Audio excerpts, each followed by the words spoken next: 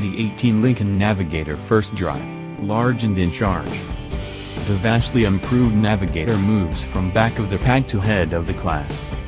The new Lincoln Navigator is, without question, one of the most significantly improved vehicles that'll launch this year.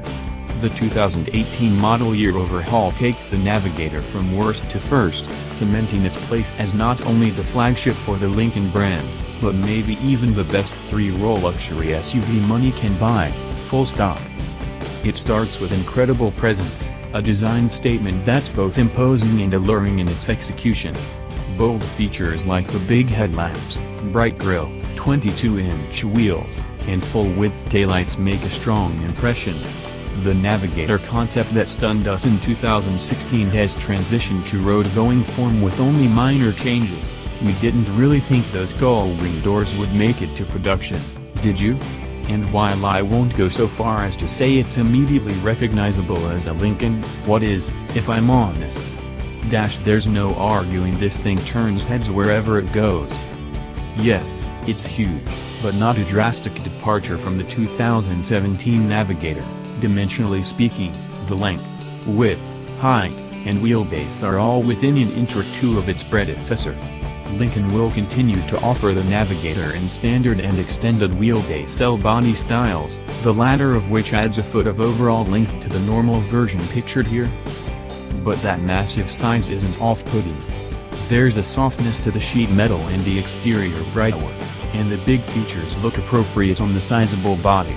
Approach the Navigator at night and the LED running lights illuminate from the outside corners toward the center of the vehicle, the Lincoln badge and the grille illuminating as a final point on this graceful halo.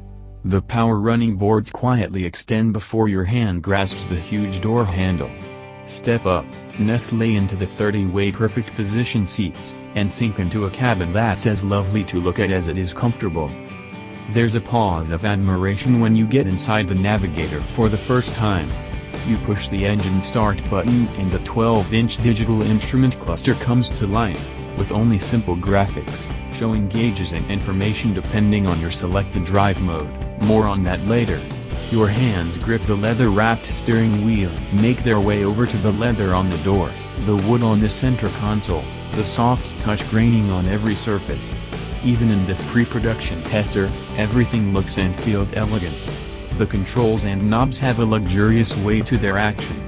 The 10-inch Sync 3 touchscreen is crisp and bright, and proudly sits in the middle of the dash. A small, raised control panel for the climate control is found on the center stack, with simple rows of buttons and dials. A bit of carry-over design from the Navigator concept that really wows is the space between that center stack and the dash itself. The two parts aren't connected, thanks, electronic gear shifter. This frees up a tremendous storage space between the driver and passenger footwells, not to mention the already generous accommodations found within the cup holders and cubbies in the console between the front chairs. This is an incredibly spacious interior, so much, in fact, that I find myself having to reach a bit to access the right side of the touchscreen, or the sunroof controls overhead. But that means every single passenger has plenty of personal space. Driver and front passenger have ample head and shoulder room. The front seats are supportive and comfortable, with heating, cooling, and massage built in, though I'm not sold on the perfect position branding. I often find it hard to get the seats just right. Endless adjustability might be too much of a good thing, in this case. Still, the forward thrones are far nicer than what you'll find in a Cadillac Escalade or even a Mercedes-Benz GLS. Passengers in the second row are treated to ample legroom, even in this standard wheelbase model. Your kids will appreciate the standard captain's chairs with a center console in the middle, though you can also option the Navigator with a pass-through to the third row, or a 40/20/40 bench. No matter the choice, the second row seats slide, tilt, and fold electronically, making third row access a cinch. Speaking of which, the way-back bench is very accommodating, much more so than the Escalade, thanks largely to the better packaging of the Navigator's independent rear suspension design, compared to the old-school live axle of GM's SUVs. In no way is the Lincoln third row a penalty box. And just like the chairs in front of it, the back bench can be folded into the floor with the touch of a button. Fold everything, and you'll find a super useful 103.3 cubic feet of cargo space behind the first row, or an even more capacious 120.2 cubic feet in the long wheelbase Navigator. The new aluminum-intensive body structure means the Navigator is about 200 pounds lighter than its predecessor. With less mass to carry around, plus an independent rear end, the Navigator is easier and more pleasant to drive than you might imagine. But it's not perfect? Yes, the sophisticated rear suspension alleviates some of the hoppy, truck-like ride characteristics typically associated with body-on-frame SUVs. But it still can't quite cope with what feels like nervous chatter on otherwise normal surface streets. I suspect the main culprit of this subtle suspension sketchiness are those 22-inch wheels and their sidewall-lacking 285/45 series tires. But if Lincoln really wants to offer an out-of-this-world ride, it'd be keen to fit the Navigator with some sort of four-wheel air suspension.